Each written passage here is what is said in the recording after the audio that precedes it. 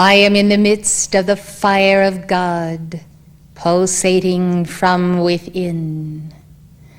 I send my pulsating flame to each light bearer in the earth, within the earth, beyond the earth. I send this flame then to each one who would serve the flame of God through self-effacement. Accepting then the non-acceptance of human pride, I enter the precincts of your beings. I salute all keepers of the flame throughout the world who share in the growing Antakarana, the great web of light that is made up of so many souls who are on the path of the ascended masters, yet perhaps not tied to this activity and this inner walk with God that all of you share. I have striven mightily over the years, beloved ones, to reach levels of higher and higher consciousness, that I might be worthy to so give to God and to humanity the fruits of my causal body. These are fruits from my tree of life, from the very beginning, when we were one in God, and all twin flames were as one fiery ovoid. From that moment, beloved, we remained for some time in holy innocence, and then with the coming of laggards, fallen angels, and attacks upon the souls of many in the earth, the compromise took place, and most all who are here this night, if not all, came down the chute into duality and began mighty efforts to regain that level of perfection in God which they once knew. We have all known these heights, beloved, and to these heights we aspire to return. Therefore, on this, the celebration of my Ascension Day, I come to you with great and profound love. I speak to you then regarding what I have been doing since the years of my absence from among you. What I have been doing, beloved, is to sow the seeds of Christ's magnificence in all light bearers of this planet, this solar system, and wherever the fires of my heart might reach across the galaxies. I have sent light waves almost beyond the stars, beloved, to claim one soul of light, one sheep who has gone astray. I have worked tirelessly in the service of the Great White Brotherhood, for I have desired to fulfill my reason for being, that I might give you more and more and more of my causal body. Therefore, on this occasion, I also give you more. And I trust that you will understand, as many have told you, how much more difficult it is to erase karma by doing good works when you are out of the body in the etheric octave. Thus, I counsel you to accelerate mightily, that you might have the fulfillment of your manifestation of karma, so as the great law has allowed it, so as the great law has blessed you. In these days of great and major change in this organization, I am especially with you one and all, from the least unto the greatest. And I give to each one that which is meet, comprehensible, that which the individual may internalize and digest, and therefore give acceleration to this community. It is a wondrous thing to enter the new age of Aquarius and to have such wonderful leadership in this organization. And I, your beloved LANELLO, bow to each and every one of you who is in a leadership position, and to all of you whom I count as leaders. for you are leading someone beside yourself every day of your life. You are setting an example. It is shouted from the rooftops, as I have mentioned before, when the television sets sent forth their focuses on the roofs of the houses of the nations. So we have understood that we are shouting the message from the housetops of the worlds, connection by connection. Now satellite and acceleration day by day in technology finds it hard put then to remain standing still, and that which is the latest today is almost out of league with the tomorrow. In these realizations, beloved, notice also this, that you are becoming more and more of self as you merge with your Holy Christ self, not just once in a while, but hour by hour and 24 hours a day, walking with that very special teacher. Beloved ones, there is no such thing as a carbon copy of the Holy Christ self. Each one's Holy Christ self is totally and utterly unique. Therefore, you might think that there is a long line of cut-out soldiers coming together and coming apart like an accordion, but it is not so. Your Holy Christ self has a very special personality. That personality comes from long manifestation of being the Christ in action. Thus, beloved, you have unique talents. Those talents come from your Holy Christ self and from your labors in the field of this civilization and the planetary home. Realize then how different you are one from the other, and yet how you may be the all in all as the universal one. Are we not then as molecules of light unique unto ourselves? And when we merge, do not we find then that togetherness whereby all of the individual molecules that make up that Christ presence, that also becomes then that peripheral manifestation that brings uniqueness everywhere throughout the cosmos, and for this reason the cosmos does expand. You have been told that many souls are waiting to enter into embodiment on earth. That need has never been greater, beloved. I call upon all of you, whether you will ever be parents, whether you have been parents, I ask you then to perfect the Christhood within you, so that you may receive souls who are fragmented, who are burdened, who are sorrowing, who are carrying levels that go back thousands of years of sorrow which they have not reconciled. Blessed ones, you have come to the altar where the flame of the Ark of the Covenant does burn. It is focused in the great quartz that you find at the feet of the lower figure in the chart.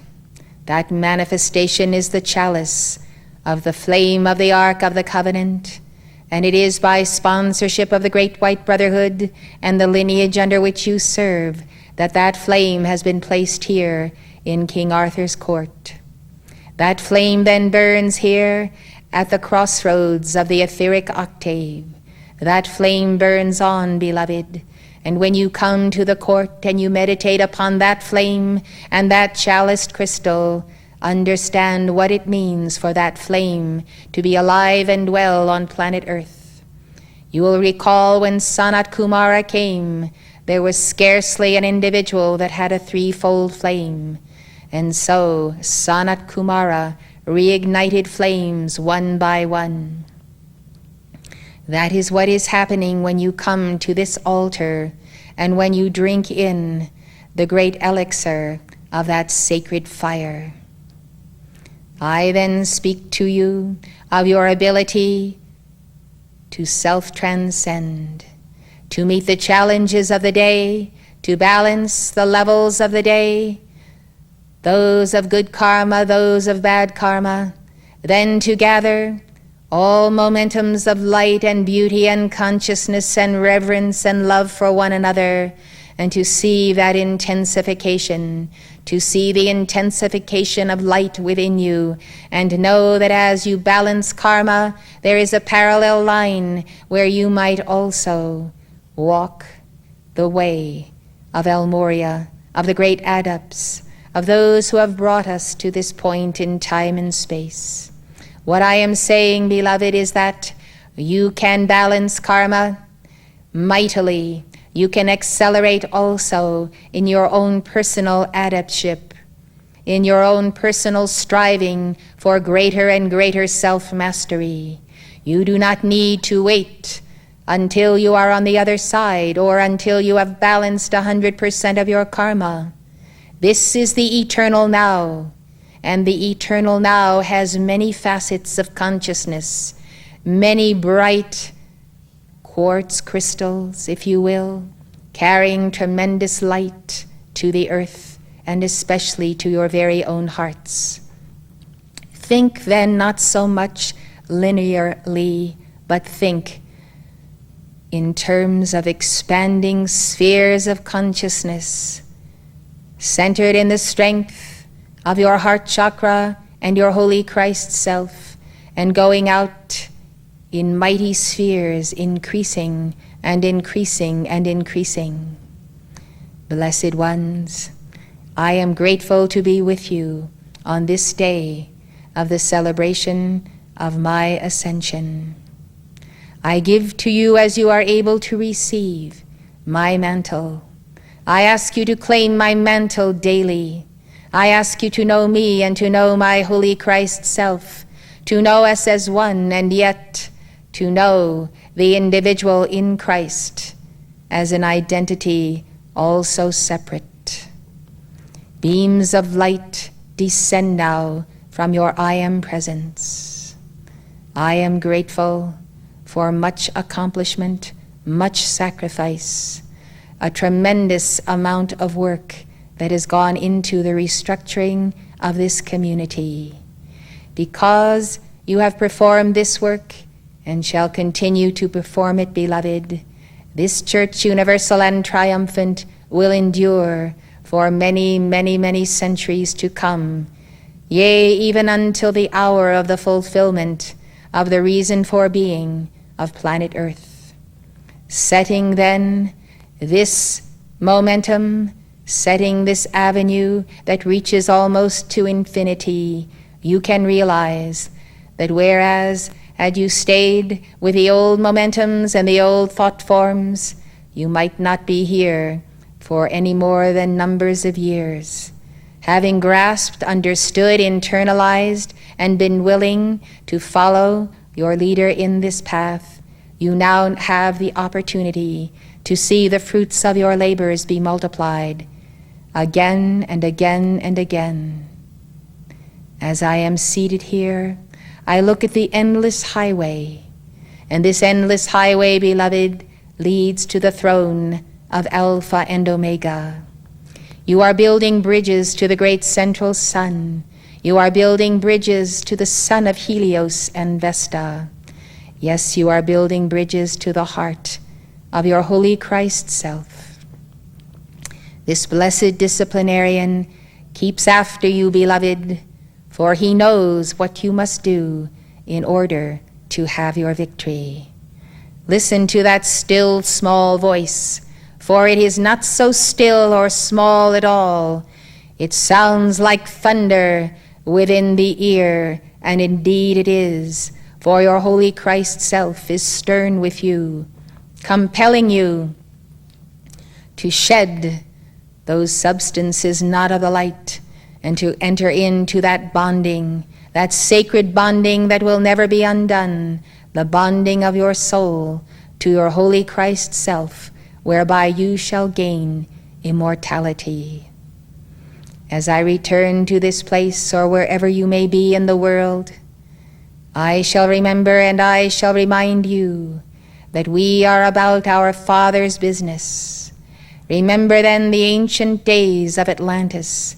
Remember when you walked and talked in the person of your holy Christ self, for that was the high attainment of the golden age of Atlantis, and especially of priests and priestesses who served in the temples there, many of these being among you. Realize then that there was a golden age but 11,500 years ago, and that golden age went down, beloved, and it has not been regained. The nation closest to that is the United States of America, having been sponsored by Saint Germain since the birth of this country. It is for this presence of Saint Germain in the land that there is a peculiar people, a people who desire to enter into the Godhead, to attain union, who do not fear to walk alone through the capstone of the pyramid and to enter into eternity, having fully balanced their karma, moving on then into cosmic cycles. Thus, beloved, take the opportunity, turn your world around so that you can turn around the world at large. All of this is within your reach and your grasp. Remember, your real self is your mighty I Am presence. Your true self is your holy Christ self. Therefore, draw down that power, wisdom, and love, and know the victory of your soul swiftly. I bow to the light within you, to all who hear me throughout the world, because of Saint Germain's technology. I bow to all of you, beloved. Know that we are tightening, and we no longer go by the spider's web, but by mighty cords of light that tie us together. Truly, we are one. I seal you in my heart, beloved, with all the magnanimity that I may send your way. I place my arms around you, around the world, around every light bearer and child and babe in arms. Yes, I come, beloved, and I am here solely because you yourselves are here. For this I thank you. I bid you adieu.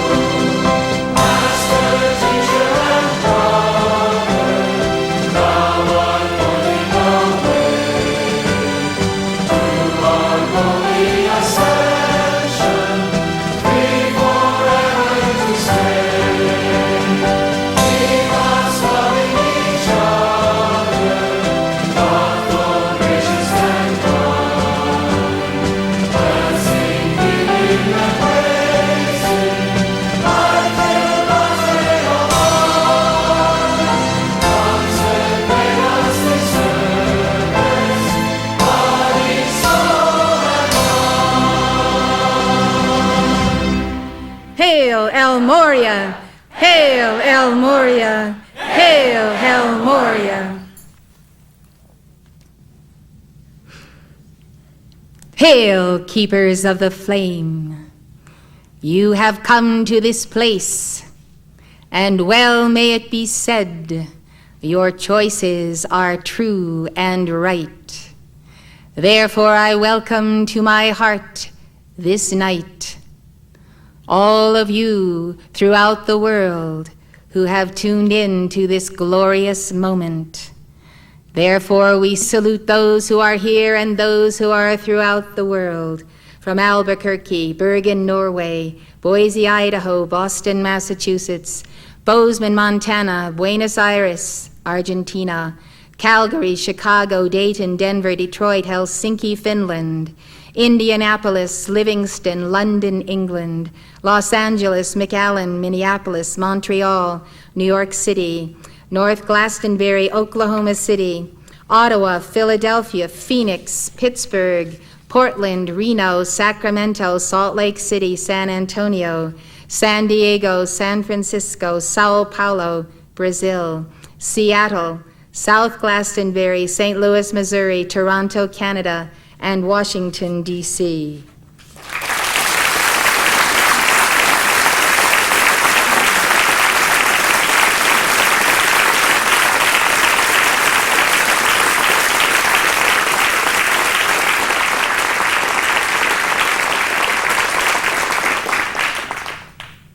My beloved Chelas, well do you understand the meaning of your presence here, and that understanding that I am about to impart to you shall give you, as at no other time in this history of the organization, an understanding of your path that is so specific and so revealing of that which you have given and that which you shall continue to give, that you might have the victory of your ascension. Therefore I speak of that victory in this hour, beloved, and I announce to you from the Darjeeling Council and from this very podium that this day your beloved LANELLO has completed the 100% balance of his karma.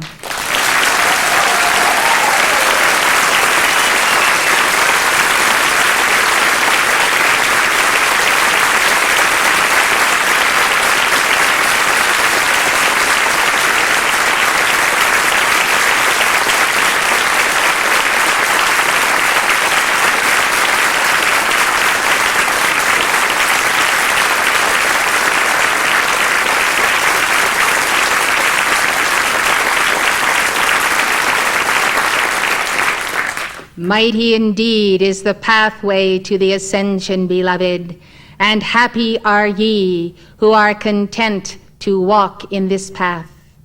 Those of you who have so walked shall find yourselves day after day, year after year, decade after decade, coming closer and closer to that point of victory. Now I ask you to be seated.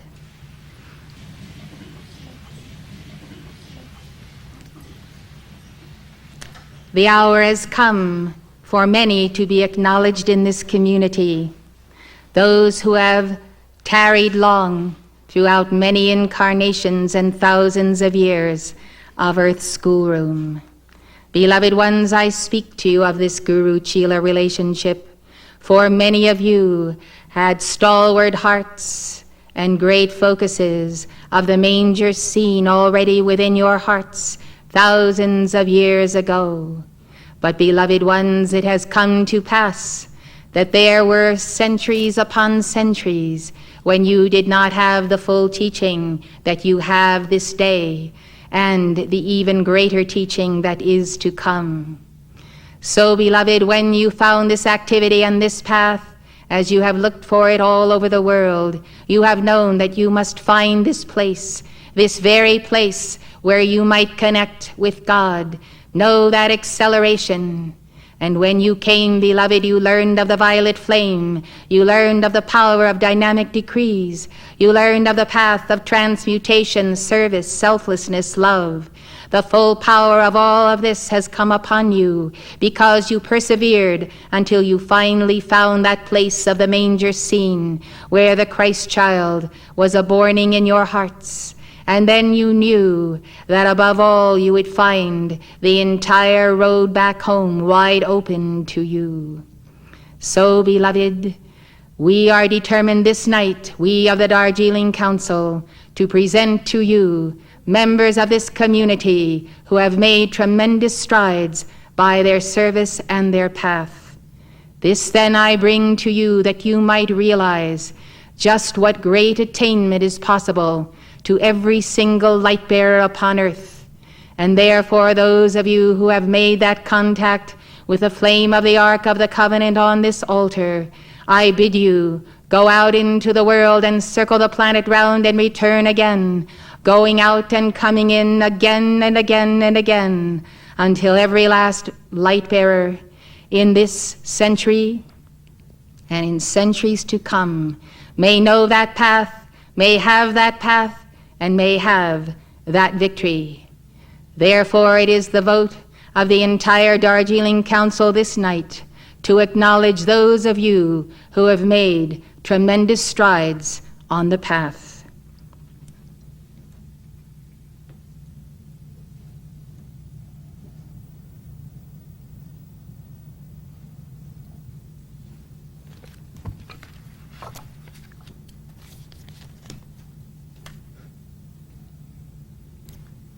Let us begin first with the history of those who have made their ascension.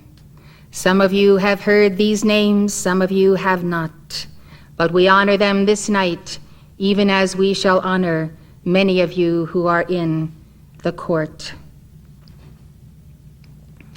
The first ascension of a light bearer coming out of this organization was Persis MacDonald. She ascended with 57% of her karma balanced. The next individual, Clara Louise Kinninger, balanced 90% of her karma and made her ascension. Beulah Haney, the Lady Beatitude, made her ascension having balanced 62% of her karma. Mark Prophet made his ascension having balanced 71% of his karma.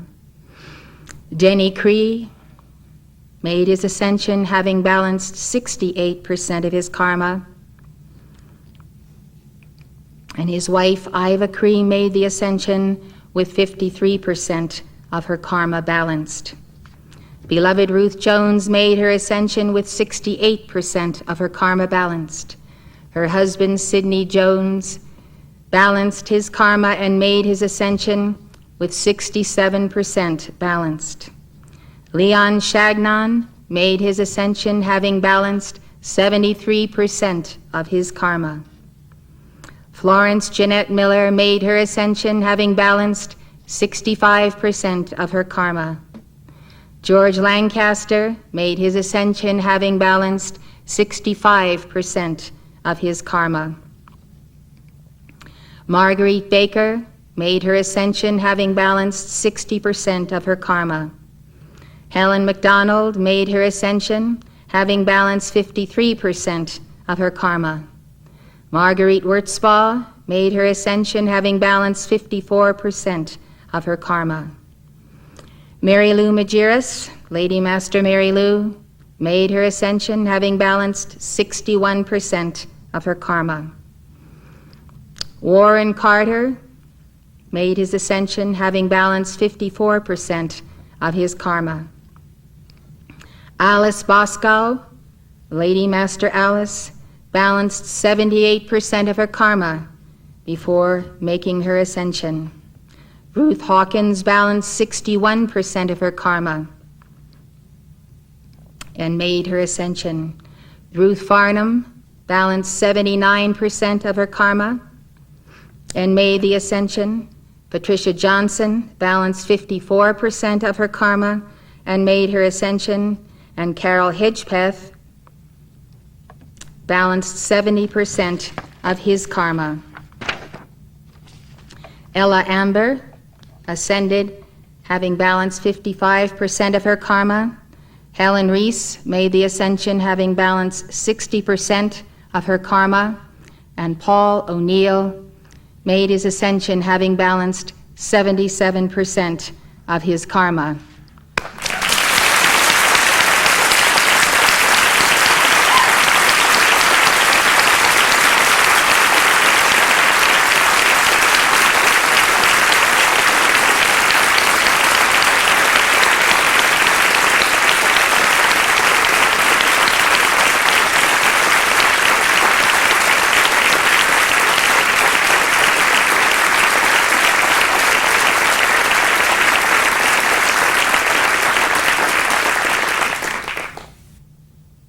Thank you. Please be seated.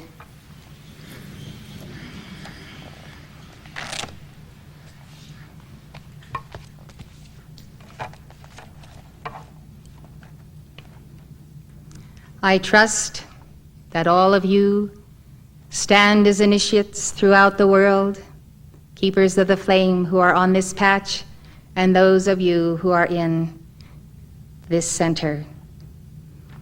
Therefore, I take the liberty, I, El Morya, take this liberty to announce to candidates for the ascension that are coming out of this mystery school, Maitreya's mystery school, and this community of the Holy Spirit. These individuals that I shall report to you on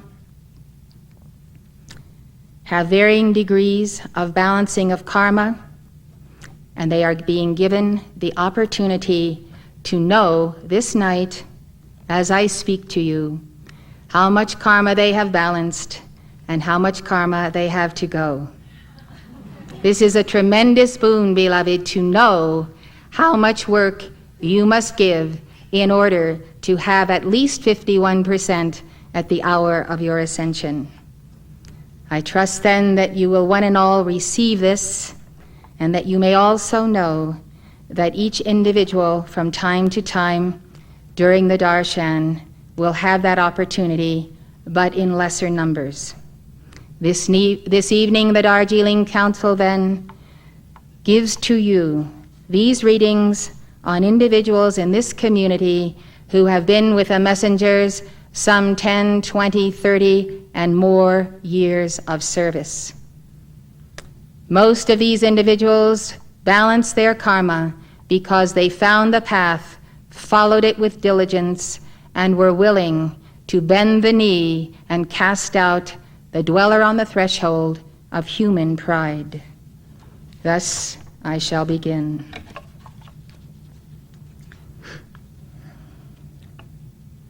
The first candidate for the ascension, Margaret Pemberton.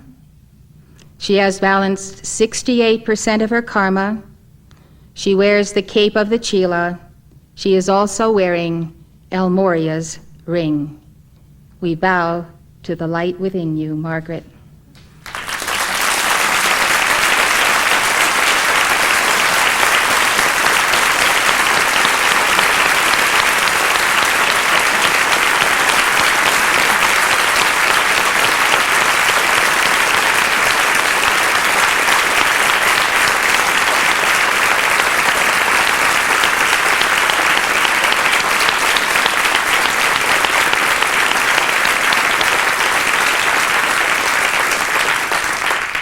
Please be seated.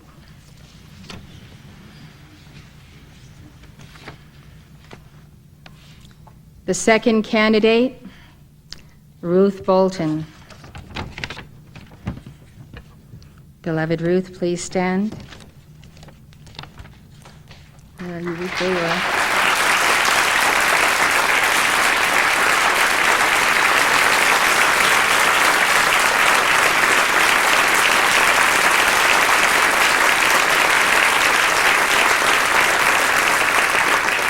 I ask you to withhold your applause until I have given everything to that candidate. Remain standing, please, Ruth.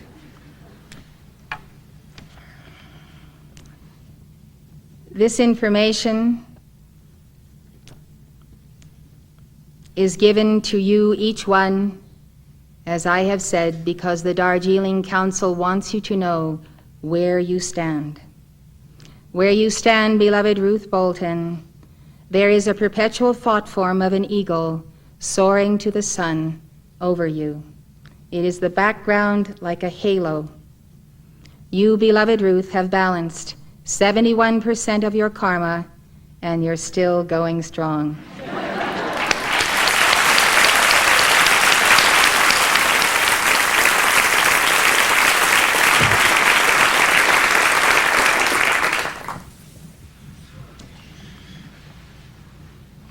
Carl Showalter, please stand. Beloved Carl, you have balanced 65% of your karma. When you make your ascension, you will be working directly with beloved LANELLO.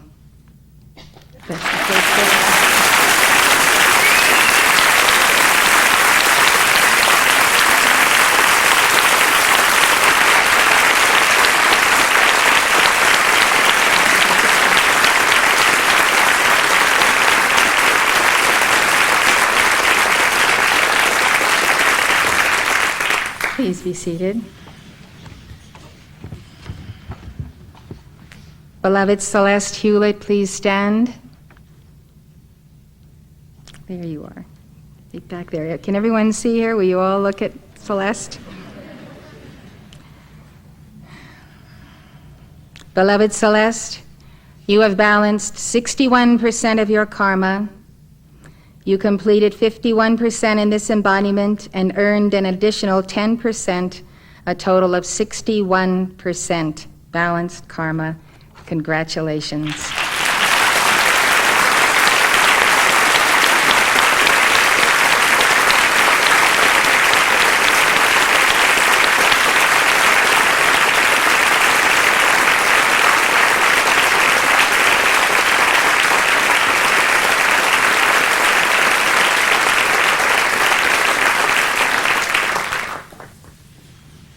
Beloved Reverend Denise Booth, please stand.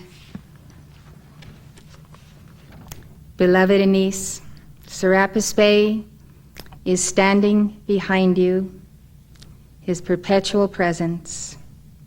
You have recently balanced 51% of your karma, and that figure very recently jumped to 61%. You have balanced 61% of your karma, beloved Anise.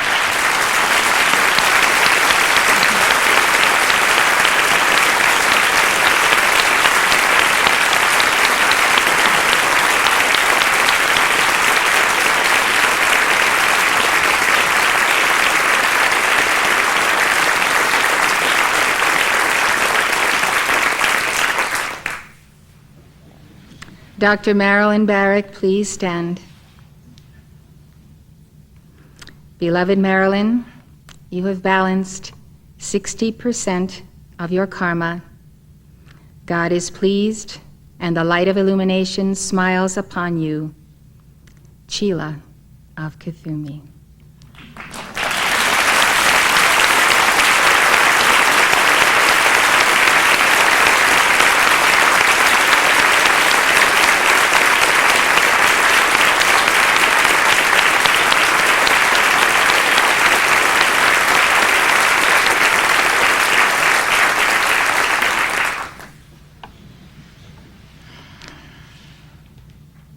Beloved Louise Faith, please stand.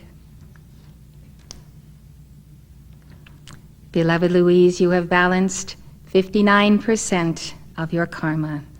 Congratulations.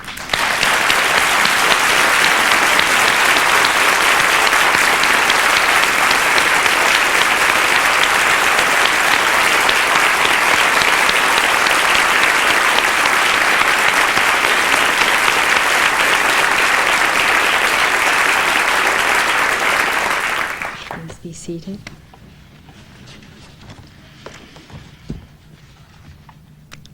Grace Johnson, please stand. Grace Johnson, you have balanced 56% of your karma. As you all know, any percentage above 51% gives you the opportunity to make your ascension. God bless you for your service. Congratulations.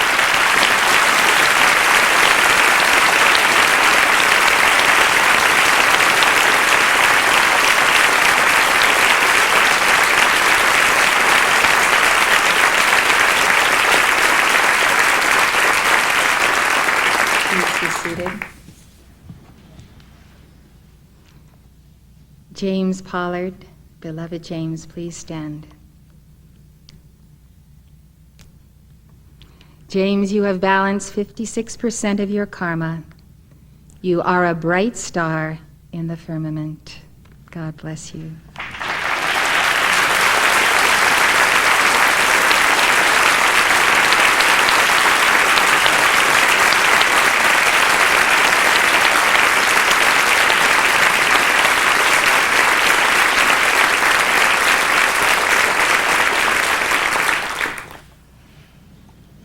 Beloved Jean Allison, please stand.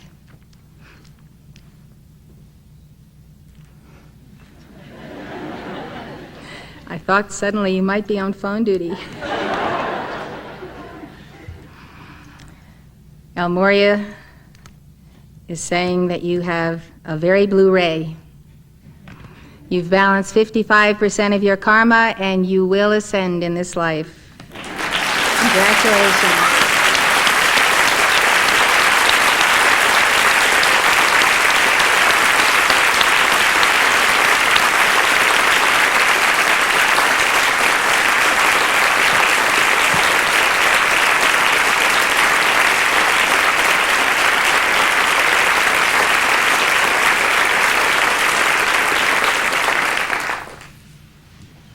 You'll have to be our cosmic switchboard operator.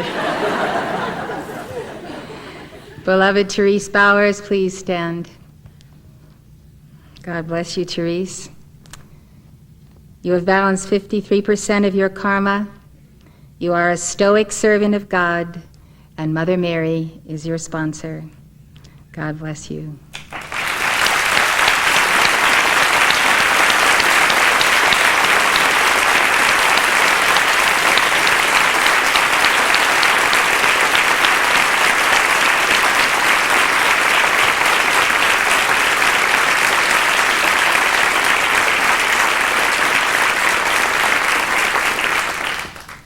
Beloved Virginia Wood, please stand. There you are. You have balanced 52% going on 53% of your karma. God bless you.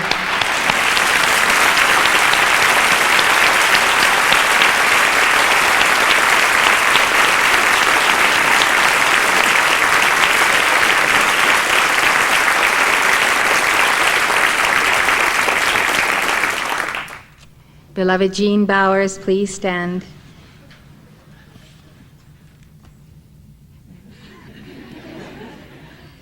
There we are. It's very bright up here. Beloved Jean, it gives me great joy to announce to you that you have balanced 52% of your karma.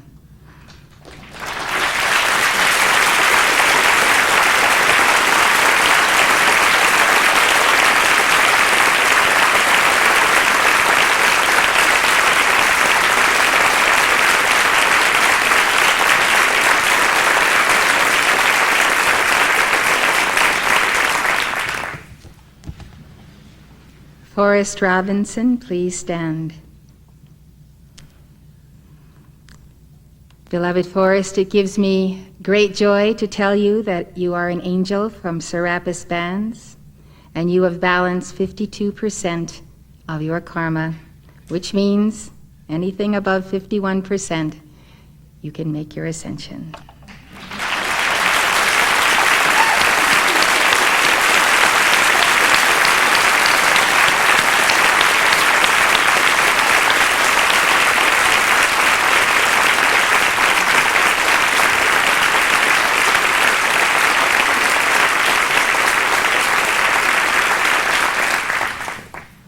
Beloved Ruth Setti, please stand. Beloved Ruth, you have balanced 52% of your karma, And when you ascend, you will serve with the Ascended Lady Master Nada.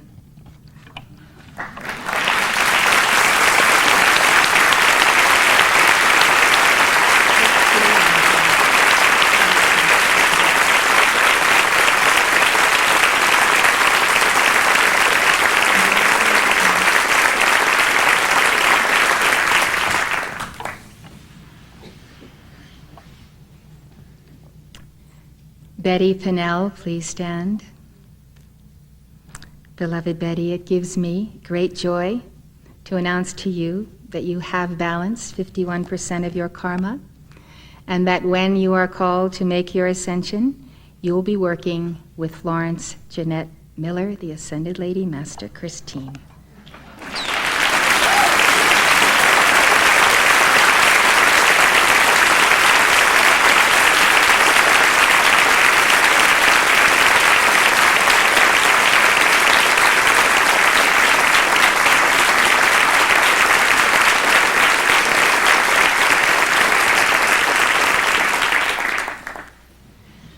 Our beloved sister Mary Rebecca, please stand. Beloved Mary Rebecca, you have balanced 51% of your karma and you will ascend in this life.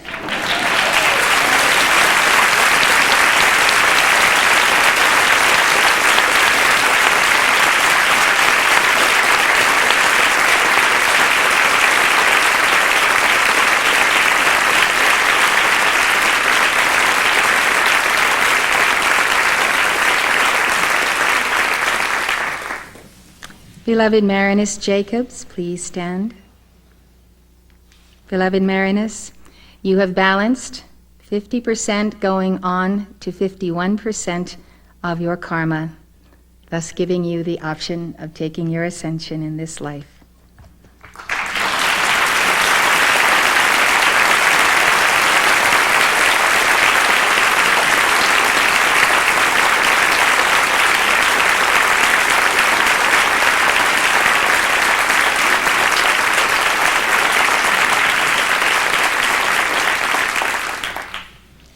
Beloved Leola Bergeson, please stand. Beloved Leola, you have balanced 51% of your karma. You have endured the fire in order to make your ascension.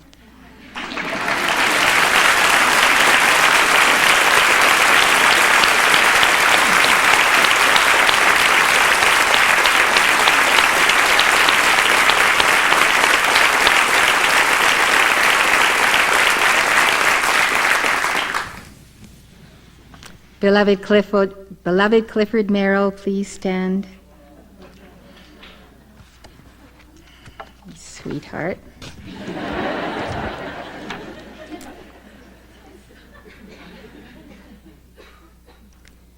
Beloved Clifford, you have balanced 50% of your karma, and you are quite capable of balancing the additional 1% to make it 51 to make your ascension.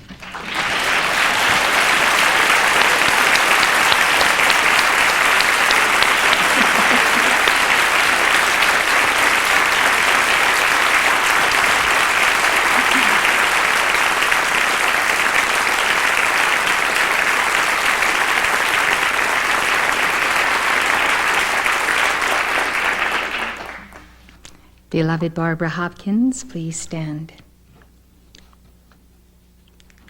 Barbara, you have balanced 49% going on 50% of your karma. Accelerate, you'll have the 51% and beyond. Plenty of time for more.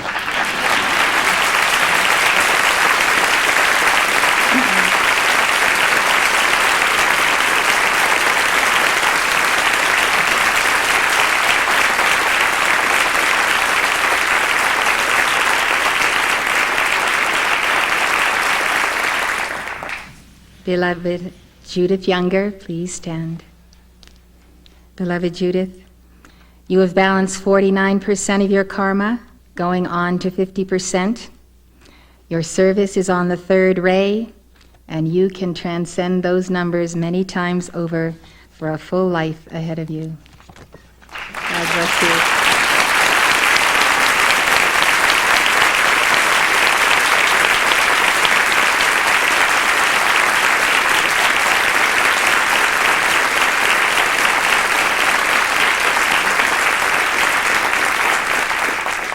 Beloved Constance Hewitt. Beloved Constance, you have balanced 49% of your karma. Keep on keeping on. You can make it.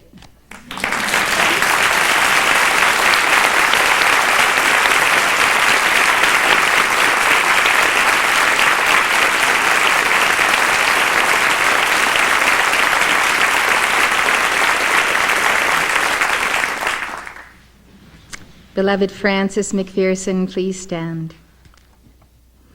Beloved Francis, you have balanced 49%. El Morya wants you to anchor yourself in the physical quadrant of God reality, God vision, and God victory. You have a definite opportunity to ascend if you master the physical quadrant, and I'm absolutely certain that you shall.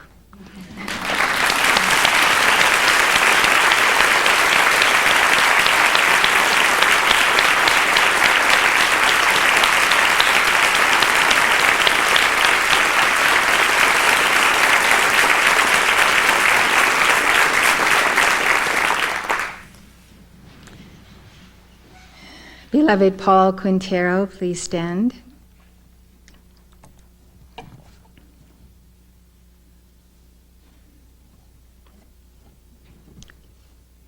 You have balanced 49% of your karma. If you would like me to counsel with you on how you can accelerate even faster, I would be glad to see you privately. The Lords of Karma have granted you your ascension in this life, and you could very well reach that 51% level by using the violet flame to overcome all burdens that you have carried in the past. May you have your victory. You absolutely have the ability to do so. God bless you.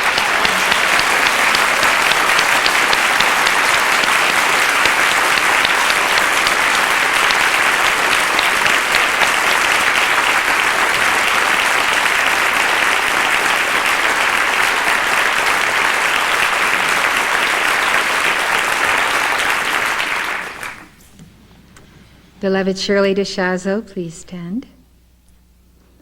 Shirley, it gives me great joy to announce to you that you have balanced 48% of your karma. You're already moving into the 49%. Therefore, KO, keep on keeping on.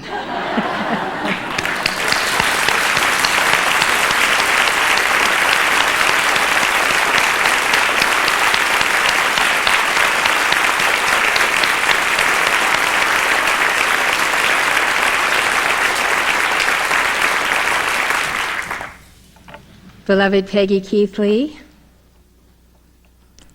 you have balanced 48% of your karma.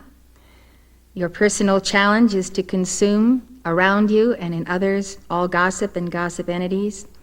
By doing Astrayas, reverse the tides, dweller calls, and violet flame, you have a tremendous ability to reach that 51% and to keep right on. And I'm very proud of you.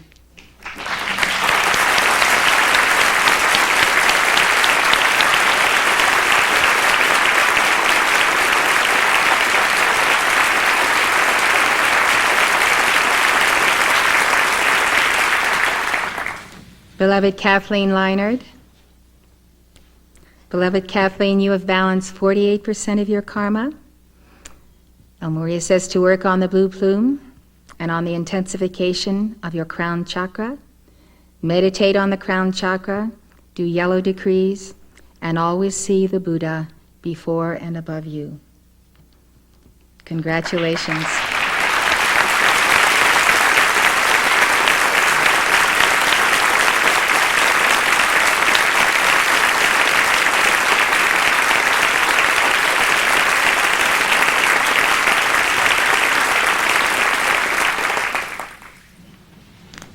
Beloved Esther Buckland, please stand.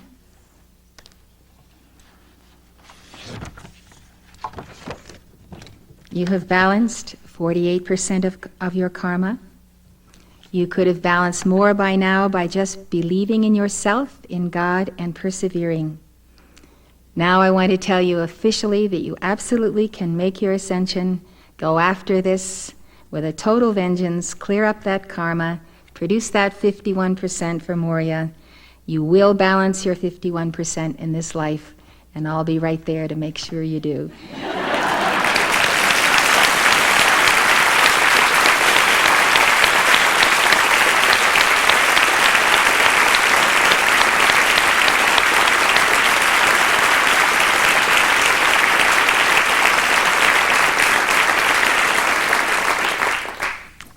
Beloved Margaret Glenn, please stand. Beloved Margaret, you have balanced 40% of your karma, and you will make your ascension if you choose to do so. You have to make that choice and go for it with great intensity. You need to make a heroic effort to come out of yourself and into God. We all need that. Out of ourselves and into God. That's the key to your ascension. God bless you.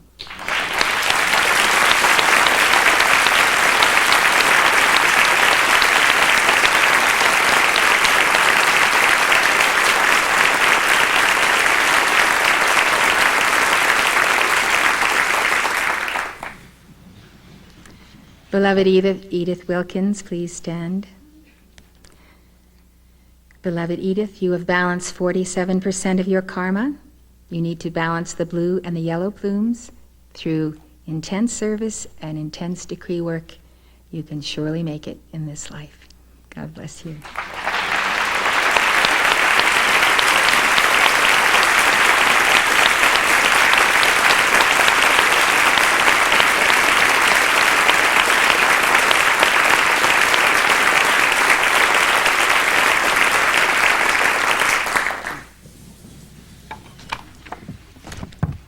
Beloved Nancy Holton, please stand. God bless you, Nancy. You have balanced 47% of your karma.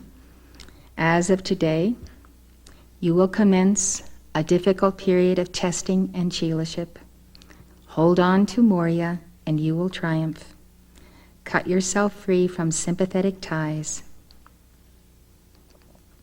Come spring, fast, purge and purify, and walk in the footsteps not only of El Morya, but all of the Blu-ray Masters, and you can have your victory.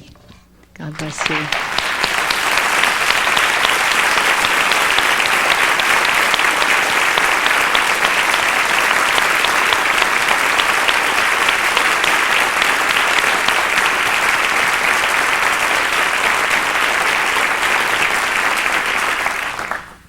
Beloved Urbana, please stand. You have balanced 47% of your karma. El Morya says you need to be more aggressive in your service to spread the word. This is your karma, and you need to fulfill it by spreading the teachings. You have balanced that 47%, and you can easily make the rest and go beyond it. Just charge and charge and charge. God bless you.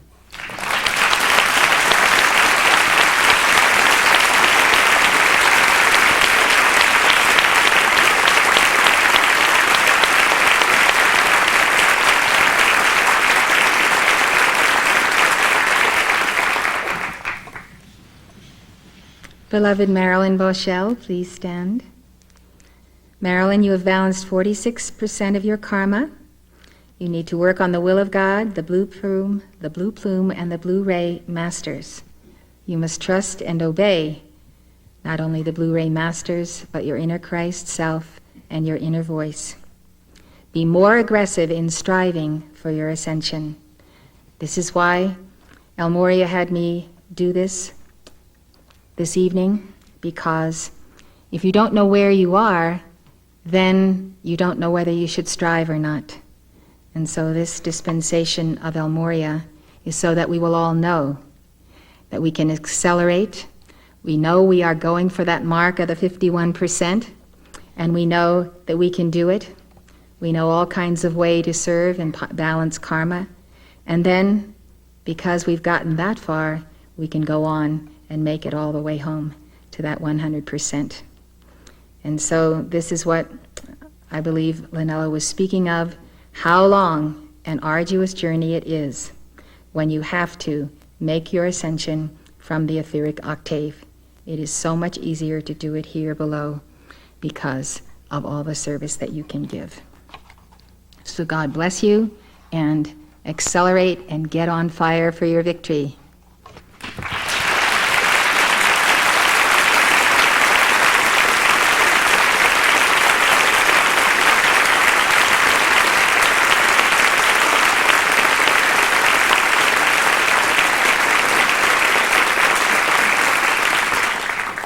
Virginia Mart, please stand.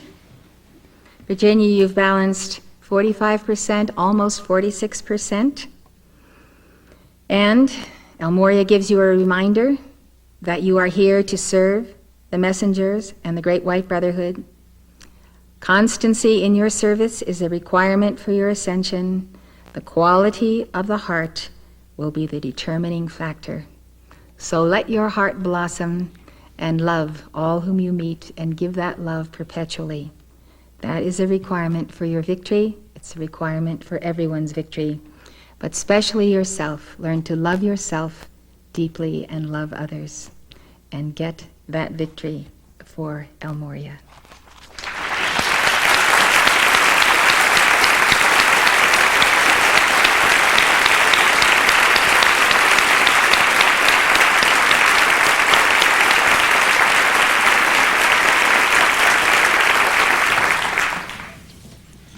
Beloved Carlinda Papilli, please stand.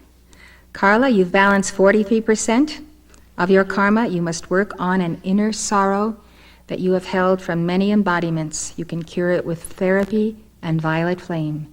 Go after it, claim your victory. Don't you dare leave this planet without that 51%.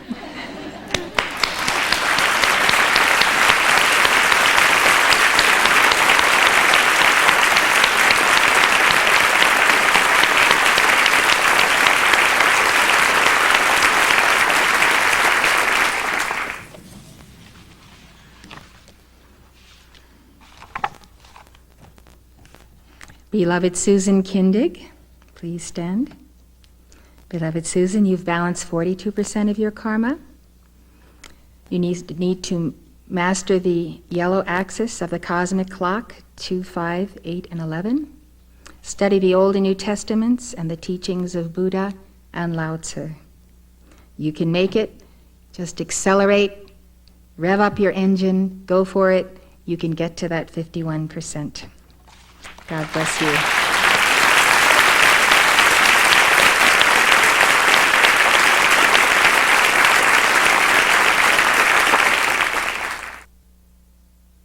I would like to talk to all of you this evening about my experiences in finally achieving the balance of 100% of my karma. I found through the years that I would balance karma and balance it mightily, and then I would do something else, and I would have to pay debts for what I had done, which were not in keeping with the standards that El Morya expects when we go beyond the 51%. So I learned by trial and error exactly what this game is all about. And the game is all about being centered in the heart, balancing the threefold flame, increasing a tremendous love of the heart, which begets patience, endurance, and walking many, many miles with people. I realized that without realizing it, I would make karma, and I would then balance karma, and then I would make karma, and I would balance karma. And I finally came to the realization that, of course, I could not do this. And this is where each one of us is tonight. The reason that many others of you have not been called is that El Morya wanted to reach those who are of the age of 60 and above, to give you who are of that age and time plenty of opportunity to achieve what you have set out to do, which is the victory of your ascension. You should not be satisfied with the 51%. You should just wipe your brow and say, I've made it at the 51%. Now you can go out the next day, and if you're not careful, you can lose 0.5%, which might have taken you 2 to 5 years to earn. So it's very, very costly to get out of alignment. This is why for years and years our beloved El Morya, beloved Kuthumi, Jesus, Saint Germain, and others have said again and again and again, go into therapy, do the workshops, study your psychology, so that you don't come to that point where you have no tools with which to deal with anger, sorrow, all types of feelings that we might carry that are below the level of the heart, sorrow, burdens, deep burdens, records, and so forth. If we are not continually engaged in transmutation, we may come to the place where we cannot hold our own and where we will lose ground. So you mustn't lose ground. You must take absolute advantage of the opportunity you have. I have learned a great deal in studying and teaching you the Masters in the Path. I have come to realize the very subtleties of when we are right there in the heart of the Master and when we can be 1/100th of an inch off to the left, to the right, depending on whether we've balanced our threefold flame, depending on whether we are diligent daily to protect ourselves from sudden lashes of the sinister force, sudden manifestations, and we are not prepared because we're not centered in our chakras. And so we may be pulled sympathetically, we may be pulled through anger, we may be pulled by many, many conditions that simply are a part of daily living and daily being tested. God has a right to test us, and we have a right to be tested. We want to be tested because we want to know where we are on the path. So please do not underestimate my words on this subject, because it is very, very true. I have had the opportunity to look at records of various individuals for various reasons in and out of this community.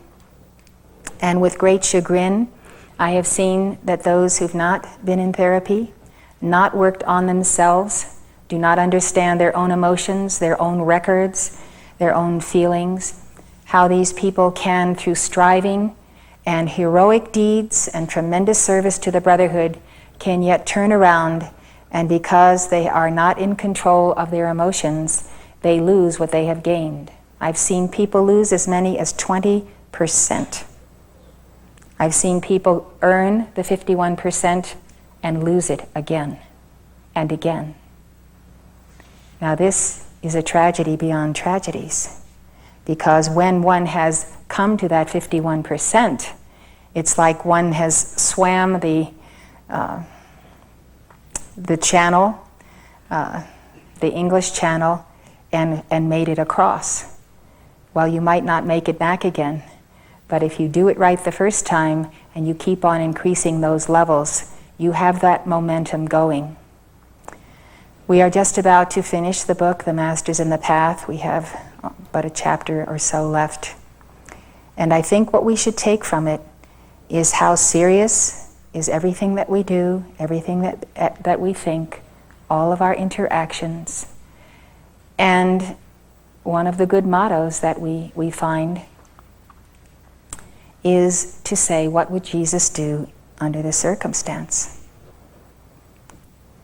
Jesus sent the money changers out of the temple, saying that this was a house of God, and you have made it a house, a den of thieves.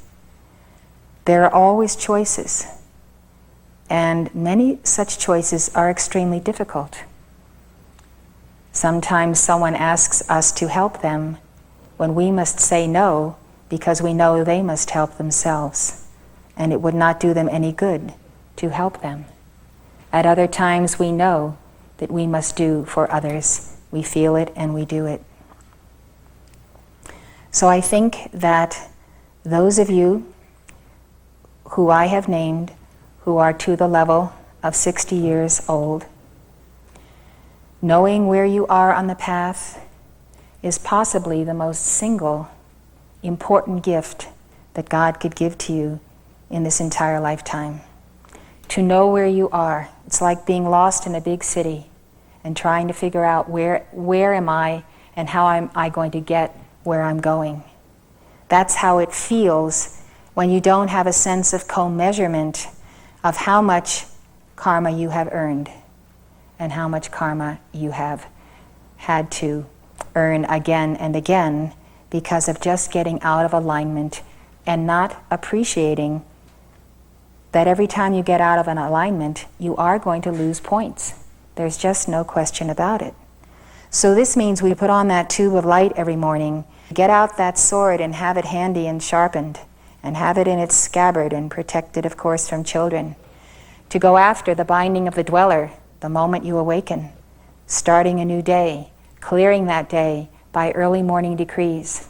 It's a tremendous way to start the day, and it gives you that protection that says, come what may, if someone comes along and drops something on your head, somebody comes along and decides to do you in, you already have that protection on.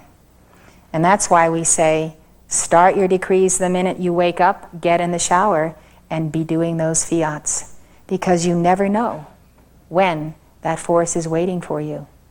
And then along comes an angel of light and deposits at your doorstep each morning that bag of karma that you must transmute for that day. Now that bag of karma may be extremely complex. I think we've all entered days thinking this is going to be a great day, and then 1,001 things come upon us and we can hardly believe that we're going to get through that day. Well, what really happens in this situation is Jesus said, sufficient unto the day is the evil thereof. And we translate that to mean sufficient unto the day is the karma thereof. So each day, God gives us a bundle of karma that we can balance because we know the violet flame, because we can give our decrees, and because we have a certain amount of attainment of having done this for a long time. Now comes along, suddenly, out of the past, somewhere on Atlantis 10,000 years ago, this other big bundle of karma comes down in addition to today's karma. Now if we are only transmuting today's karma, then when do we transmute the karma that goes back 10, 20, 30,000 years? Well, of course, if we're going to make our ascension, we have to do today's karma and the karmic bundle that one of the Manus, or one of the great beings of light, has sent to us. And that being says to us, okay, you're equipped to deal with today's karma, but it's not enough.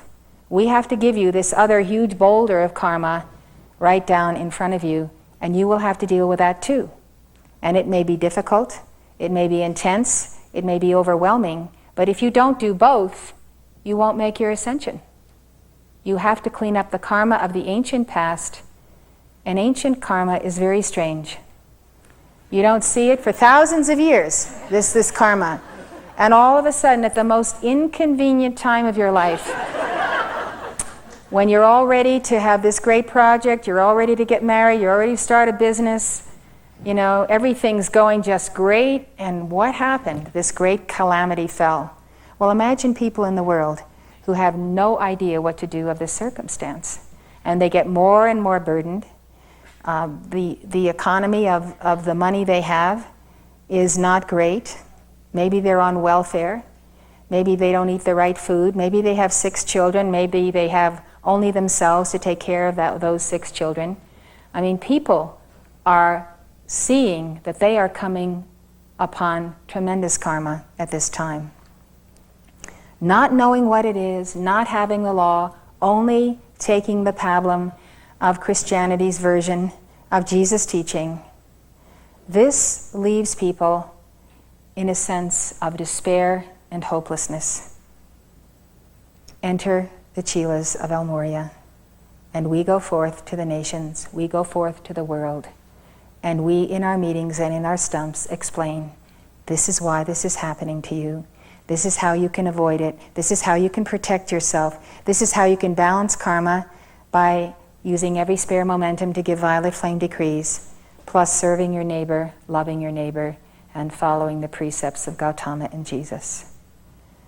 So those who come to our stumps who do not have this understanding, they're like Mark used to say, flotsam and jetsam. They're just bouncing on the tides of the sea, going wherever the sea takes them. We are directed and self-directed Sheelas of the Ascended Masters, and that is what makes all the difference. I do not know what the respective karma was when each of you who stood this night came into this activity. Since I do not have those answers, I cannot give you those answers. But I can tell you that without a question, without a doubt, you have accelerated tremendously by being in this court, by serving, by loving God, and by internalizing the living word.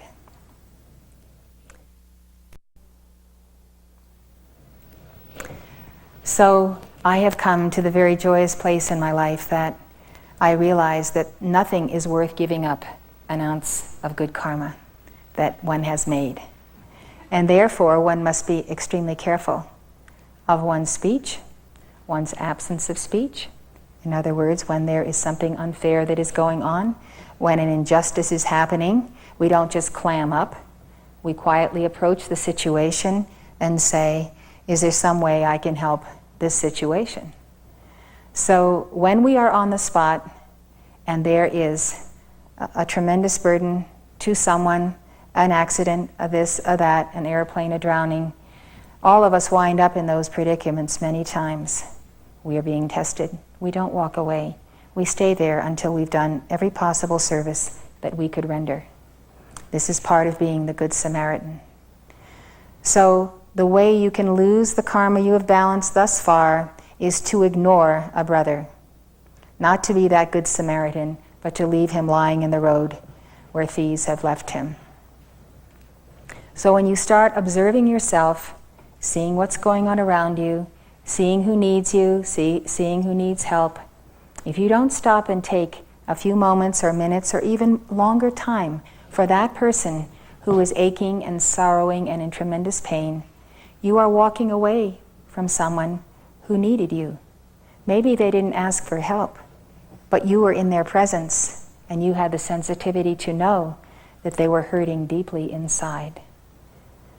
So when we are on the path, we don't have to sign up to be Good Samaritans in Kuan Yin's chapel and get a little card every year, now I'm a Good Samaritan.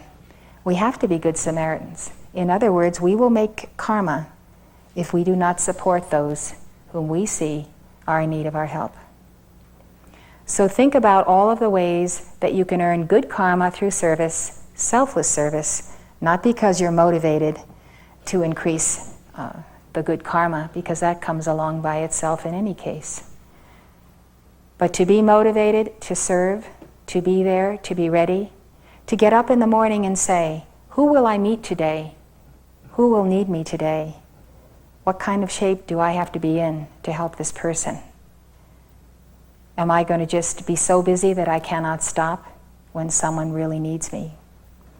So think about all the ways you can make good karma. Think about all the ways how easily you can make bad karma. For instance, if you just take the little things we do in life, what do? We waste food tremendously. Our entire civilization wastes food. It's like a karma of the nation. You don't have to share that karma if you make certain that what you put on the table before your children, they eat it. We do not throw anything away, because this is a sin against God and the food that He has given us. So we consider that food holy, and we don't throw away mountains of food, as Americans are prone to do. So when you start thinking of the etheric body and what karma you can make or have made through the etheric octave, the mental body, the desire body, and the physical body. If you look at the 4 quadrants, each of those 4 quadrants represents karma you have made and karma you can balance. So yes, we have made karma at the level of the etheric octave. We've made it at the level of the mental, the desire body, and the physical. So we may have, let's say, great attainment in the etheric octave. We may have garnered that attainment for thousands of years. We may have kept our etheric body and our heaven world free of all contamination, because we walk and talk with the saints out of the body at night, and this is our home of light, and that is where we shine at the highest levels of perfection, in that etheric quadrant and the first half of the etheric quadrant on the cosmic clock, the section of at the point of 1:30. So you can contaminate the etheric octave with your thoughts, with your feelings, with your actions, with your non-actions. Suddenly, you become totally aware that whatever you do is either going to contribute to humanity, to people near you, to people far from you, or it's going to detract, deter, and cause a negative interchange and a negative manifestation in the earth. So some of us have made more karma in one or the other of these quadrants. So the more we think about this, the more we do what El Morya has told us, Gautama Buddha has said, all the masters have said, self-observe. Observe yourself. What are you thinking right now? Where are your thoughts? Where is your sense of attunement with God? Are you letting yourself sink into nonsensical sentences that really don't put together, don't create anything, or just kind of a garbled verbiage that's coming out of the mind but really isn't leading you into very clear, directed lines?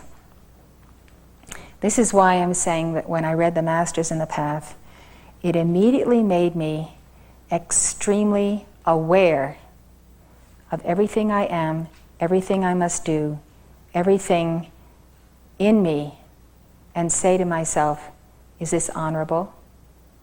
Is this the right action to take? Am I doing right by this person? And you keep on doing that. It's self-observation. You observe, what is your mood? Do you feel sad? Are you letting the levels of your mood of sadness take you down into the solar plexus area, where now the solar plexus becomes vulnerable because you've let your sadness go down to its lowest common denominator, the level of the solar plexus?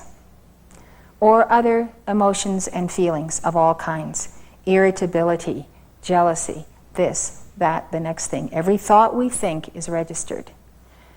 What we make the most karma with is what we do in the physical octave, because it has the maximum consequences for us, for the other person, or for thousands of people that we failed to reach because we didn't get that booklet out, we didn't get this out in time, we missed it, we missed a calling, and so forth. So on a community level, keepers of the flame throughout the world share this Antakarana, this spider web. And whoever is the weakest link tends to bring it down. Whoever is the highest link tends to draw it up. We are part, all of us, when we are part of El Morya's bands, we are a part of that great Antakarana through which we serve. I'm going to read you a little bit from the Masters on the Path that talks about this subject. This has to do with the tutelage of the Master Kuthumi. It has been part of my task for many years to endeavor to train along the right lines any young person whom the Master regards as hopeful. He brings them in contact with me on the physical plane and usually gives brief directions as to what qualities he wants developing in them and what instruction should be given to them. Naturally, he, in his infinite wisdom, does not deal with these younger brains and bodies exactly as with those of older people. In the case of elder people put upon probation, they are left to a large extent to find the most suitable work for themselves. But with the younger people, he sometimes quite definitely puts a piece of work in the way of one of them and watches to see how he does it. He condescends sometimes to give special messages of encouragement and instruction to individuals among these young people, and even to give advice as to their training. Extracts from some of those messages are given here. Advice from the Master. I know that your one object in life is to serve the Brotherhood, yet do not forget that there are higher steps before you, and that progress on the path means sleepless vigilance. You must not only be always ready to serve, you must be ever watchful for opportunities, nay, making opportunities to be helpful in small things, in order that when the greater work comes, you may not fail to see it. Never for a moment forget your occult relationship. It should be an ever-present inspiration to you, not only a shield from the fatuous thoughts which float around us, but a constant stimulus to spiritual activity. The vacuity and pettiness of ordinary life should be impossible for us, though not beyond our comprehension and compassion. The ineffable bliss of adeptship is not yet yours, but remember that you are already one with those who live that higher life. You are dispensers of their sunlight in this lower world, so you too, at your level, must be radiant suns of love and joy.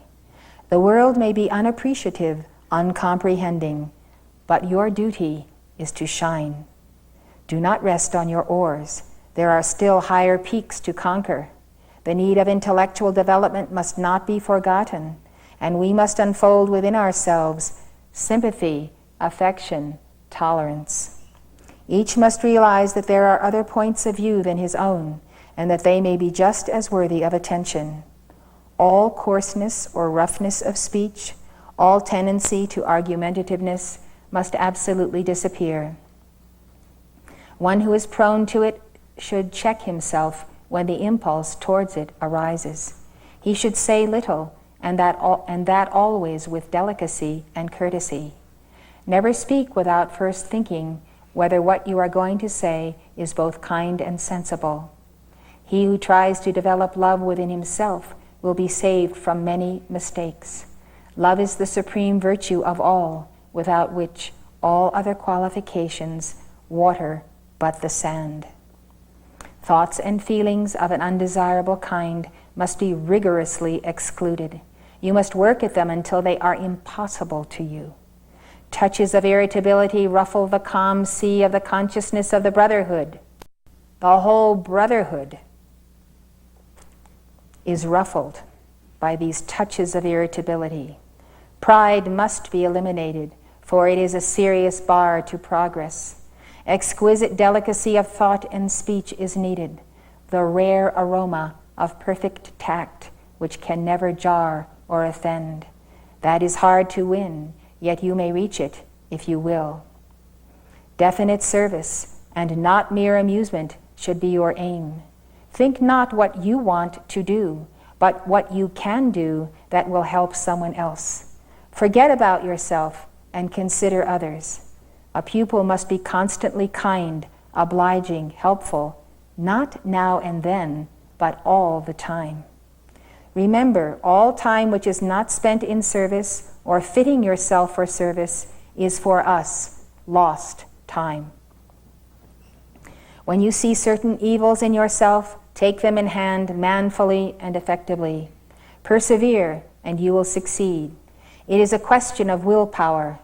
Watch for opportunities and hints. Be efficient. I am always ready to help you, but I cannot do the work for you. The effort must come from your side. Try to deepen yourself all around and to live a life of utter devotion to service. You have done well, but I want you to do better yet.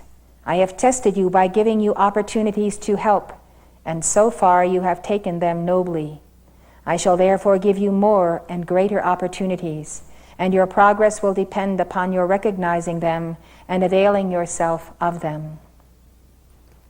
Remember that the reward of successful work is always the opening out before you of more work, and that faithfulness in what seem to you small things leads to employment in matters of greater importance.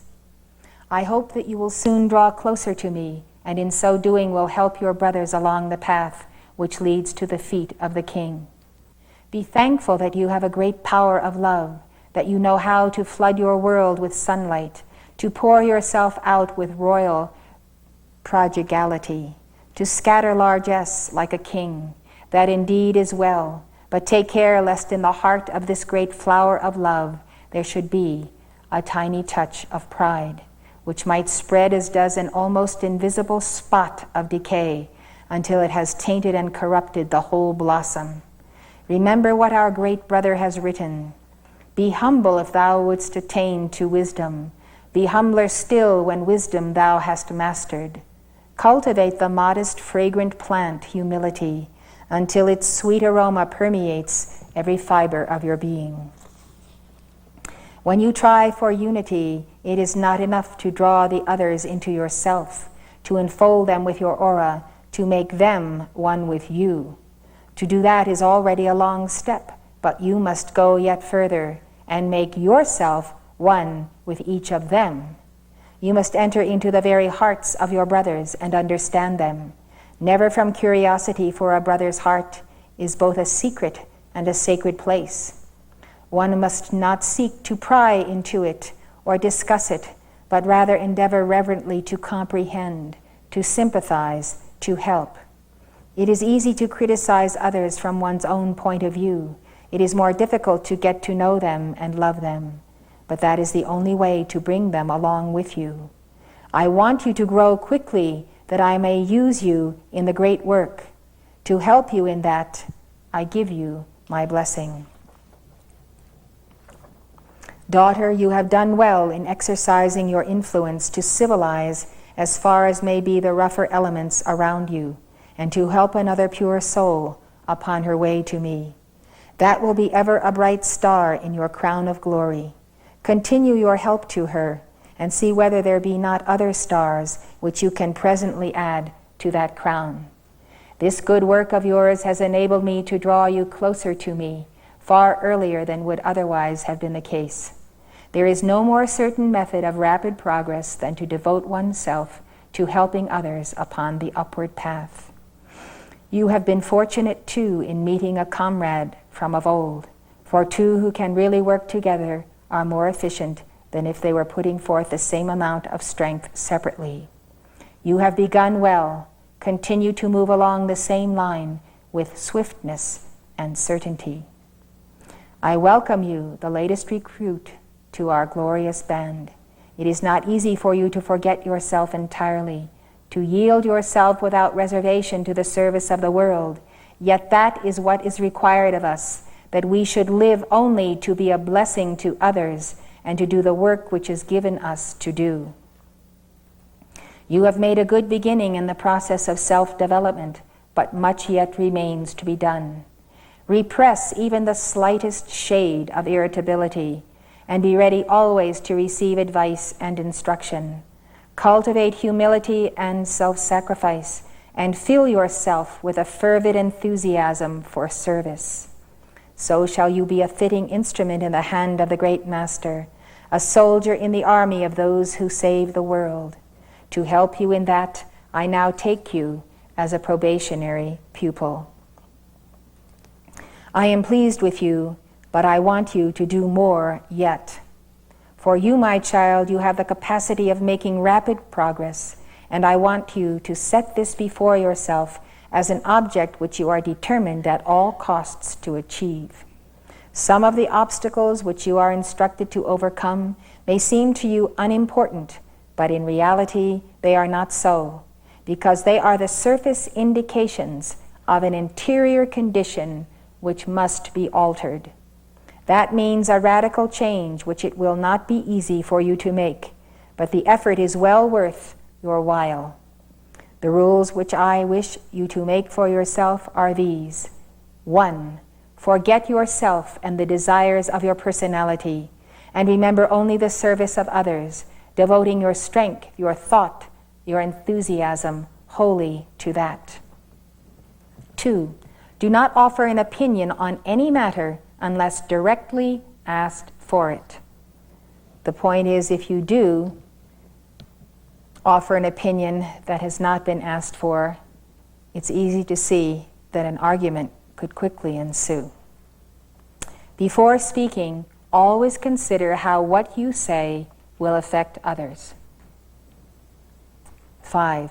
Never betray or comment upon a brother's weakness. 5. Remember that you have yet much to learn, and therefore may often be in error. So speak with becoming modesty.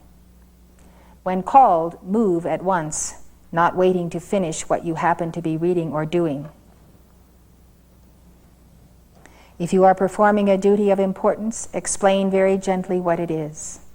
I wish to draw you closer to me, and if you will keep these rules, I shall soon be able to do so. Meantime, my blessing rests upon you. So these are young people who came under the tutelage of the Masters.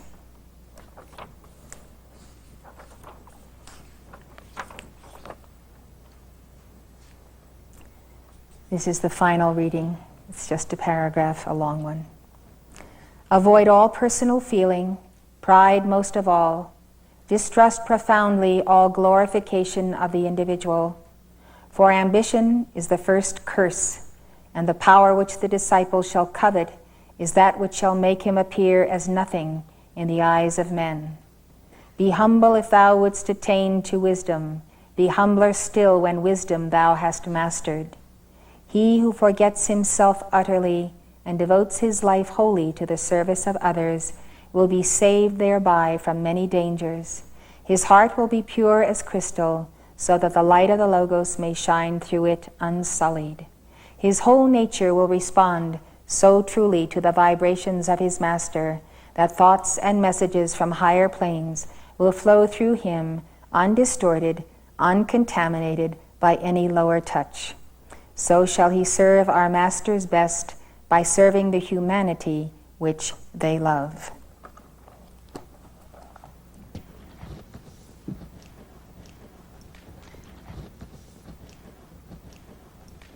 Most things are relative. I would like to conclude then with a brief statement on this relativity. When we see ourselves balancing 51% of our karma, we rejoice and we jump up and down and we say, what a blessing, what an achievement. Then comes the next hurdle. The next hurdle is the 49%. What the Ascended Masters have told me is that for certain people, as soon as they balance that 51%, they want to snatch them out of the world before they get into bigger trouble. That's the truth. That is not even a joke, it's the absolute truth. Because what the Ascended Masters give us, the first 51%, in its totality is easier to balance than the remaining 49%, which is the hardest. So many Ascended Masters have reached the level of the 100%. And where do we go from there? From there we go into spherical manifestations of being rather than linear manifestations. So if you have balanced 100% of your karma, you have worked at that for a considerable amount of time, centuries or thousands of years. It is a tremendous attainment. It means that when you make your ascension, you will not owe the earth anything because you have balanced that karma. But on the other hand, if you will look at this and remember it well, you are really at point zero. You are where you were when you left Maitreya's Mystery School, the original one, you see? So it's very exciting to have gotten as far as we have gotten. But my recordings of my life stream for the remaining 49% were the descent into hell. And in the levels of hell and death, in the deep levels thereof, I wrestled with fallen angels, demons, discarnates, all kinds of challenges to our church, to our organization. All of you know the endless years of press reporting that has not given us our due, and on and on and on. I have had to challenge individual chelas, whether on staff or around the world. I have wrestled with the principalities and spiritual wickedness in high places, wrestled with demons and fallen angels. And I can tell you that the second half, the 49%, is enormously challenging. It's like waging war night and day until you finally got beyond that 100%. So what happens when we get to that level? Well, we have to keep it. And as I said earlier, it is so easy to lose like 0.1%. And pretty soon you're not at 100% anymore. You're 0.1% lower. So you can lose very easily when you're at the top of the mountain. Okay, so let's say we've all gotten past the top of the mountain. What happens next? What happens next is that you are at serious levels of personal mastery, personal adeptship, arhatship, and you are now beginning to build upon that perfected terrain that you have taken thousands of years to get to, that 100% balance of your karma. So that is the foundation, and from that level, you can have your springboard to victory, octave after octave after octave, except it's not these levels, it's these spheres going out and out and out, which is how we measure the causal bodies of, for instance, the Lord of the world. We know that he has a vast causal body. You go to mighty cosmos, you go to beings of the great central sun. Their causal bodies are so great that they contain entire galaxies. It just depends on how long you've been in heaven, and some of these beings have never touched Earth. They've never been contaminated. They were the first root races. They went back home, and they never compromised their path. So, on the one hand, we have a tremendous victory, and it is a great victory, and we're not going to gainsay it, and we're not going to say it isn't, because we know how hard we've worked for it, and we know that the Ascended Masters have not in any way coddled us. They have disciplined us, and if we have done wrong, we get our karma, and we have to go and turn around and balance that all over again until we get so tired of, it's like training a little mutt, you know. You put his little nose down and you say, you know, this is how it goes around here. And finally, after about 10 or 15 times, he knows he has to go outside, and, you know, that's the way life is. So here we are. I don't want you to rest on your laurels, but I do want you to know that the gift, that the victory that you have won has been hard won. You may think you know how hard it has been, but you do not have a recollection of how many thousands of years it took you to make the negative karma, and just what a triumph we're talking about. We're talking about a stupendous triumph, but we do not want to say we are going to stop here, even at the 100%. At that 100%, we are going to now develop our self-mastery.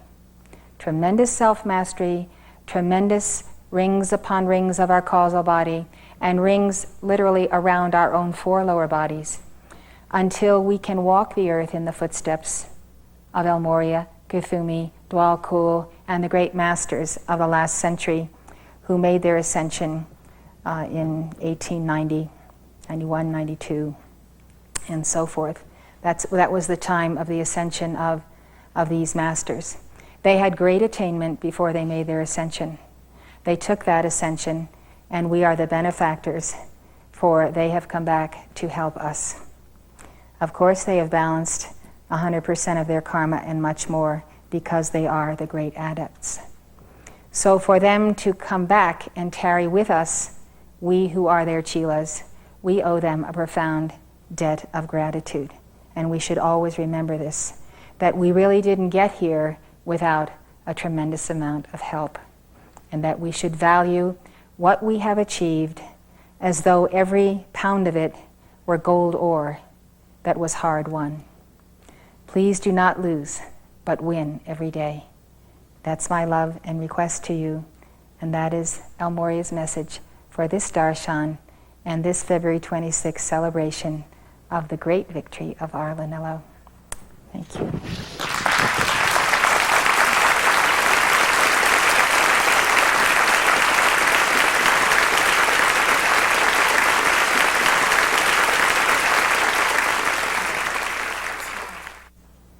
Fire when ready.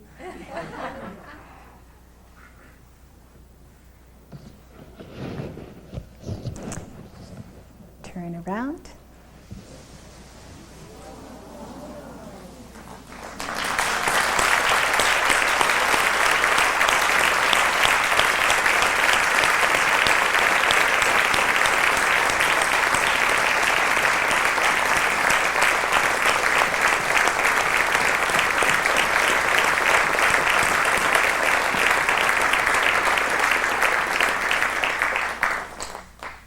This is a painting of the Mother of the Aquarian Age, and it has been done by Marius George.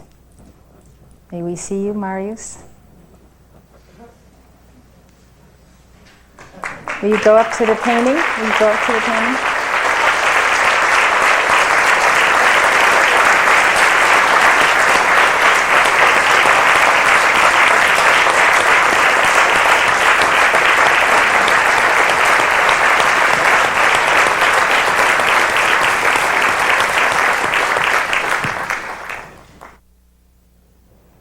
You're welcome to talk to us about this painting if you like.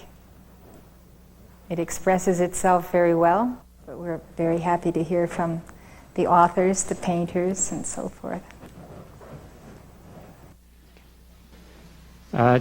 This is a dream come true, Mother. I was dreaming about this opportunity for many years, and I'm a little overwhelmed, so I'm going to take a few minutes to gather my thoughts about what can I do. What can I say about this?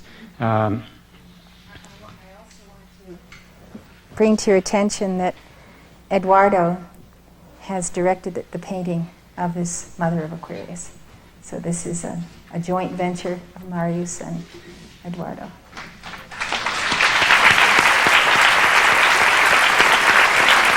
Can you come up?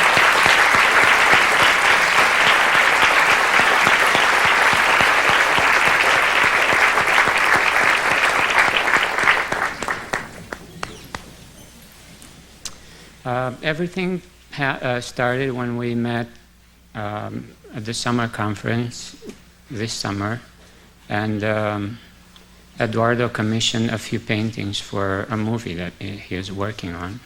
One of which is this painting, which recently was presented to Mother along with the whole project of the movie, and by God's grace, she was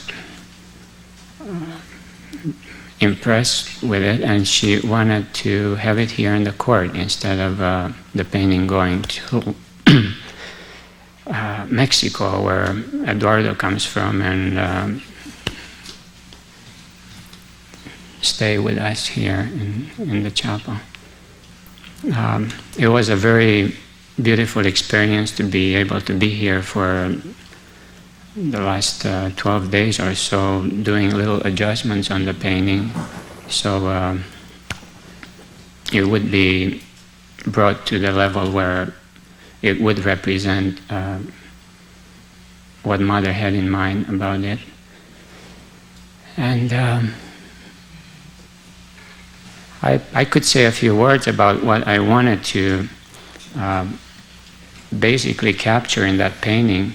My main goal was to be able to represent a being that is self-luminous, that has this inner light that emanates out, and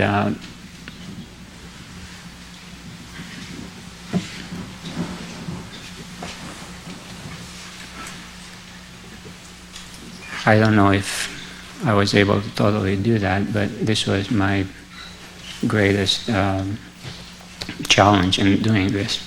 It does look luminous. Very carefully done to subtly present that. So I hope this is just a humble beginning of a long spiral of more opportunities to create more focuses of light for the Brotherhood, to continue this beautiful relationship of working with you, Mother, and all the artists that we have in our community, and people that